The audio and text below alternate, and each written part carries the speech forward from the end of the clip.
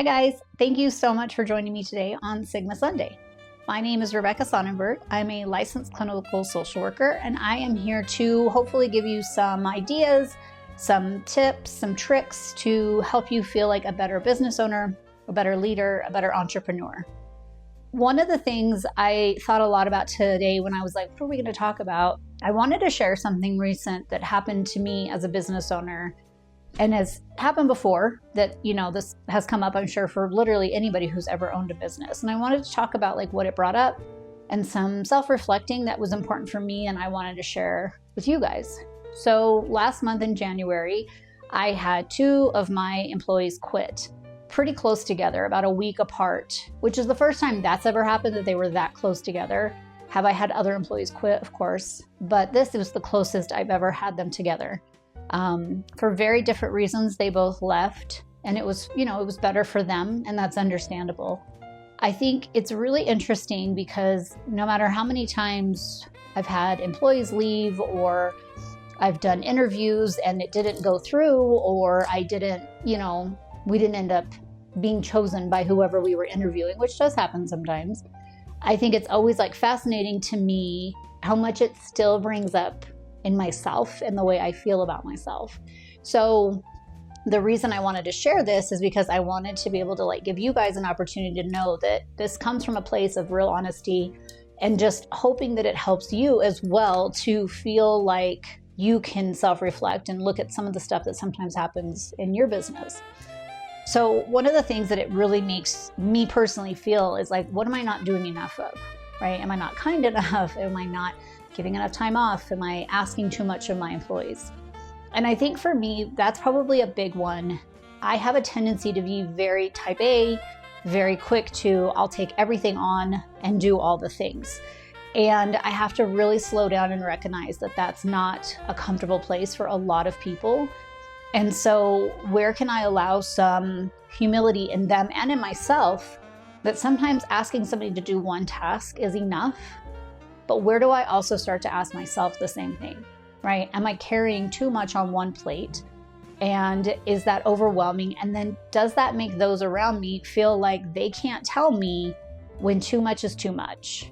And I think for me, that's something I always try to check in on. I know that this last 2 set of people that we unfortunately lost had nothing to do with that, but it doesn't mean that it doesn't come up still within myself.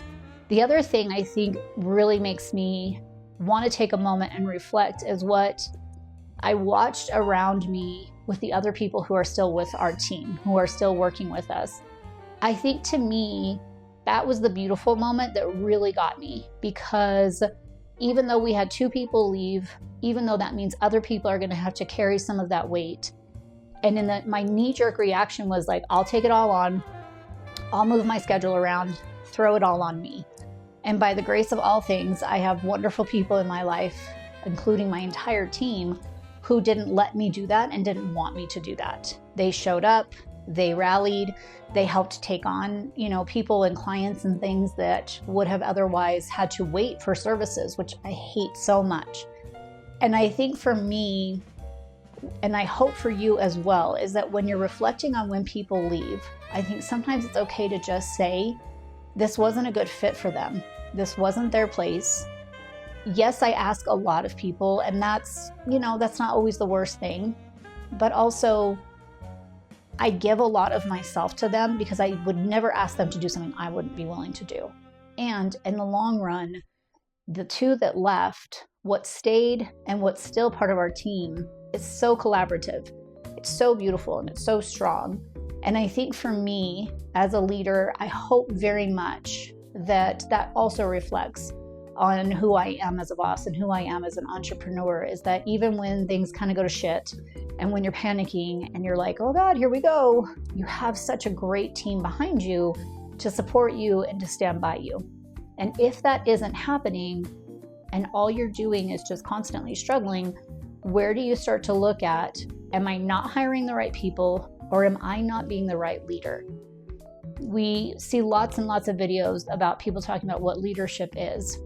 And I've watched lots of people think that they're a leader and they're not. And it's really disturbing. At the end of the day, if I'm going to ask you to do something, I promise you I will be willing to do it. Also, me being a leader doesn't mean that I matter more. I'm the head of this, what I need matters the most and everybody else can just fall in line. It's nothing like that.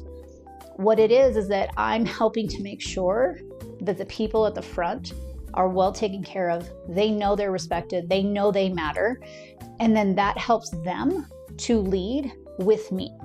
This isn't about me being like, oh, I'm so magical and I'm up at the front and I deserve all the things. I'm not Cleopatra. That's not how this is going to work. I'm up here with everybody. We're leading together. We're growing together. And we're making a better, stronger business together. And I think when you have leaders who are very self-serving, unable to reflect, unable to look at their own nonsense, that's where you get into the muck of it, where people do leave and the rest of your team doesn't want to help out because they're like, yeah, you're kind of a dick. Nobody wants to work with you. And maybe you'll finally get the hint. So I think the biggest takeaway I have is if you are leading, if you have a business, if you're an entrepreneur and you're listening to this, I want you to take a minute and just self-reflect on how you're showing up and how your team shows up when the shit hits the fan.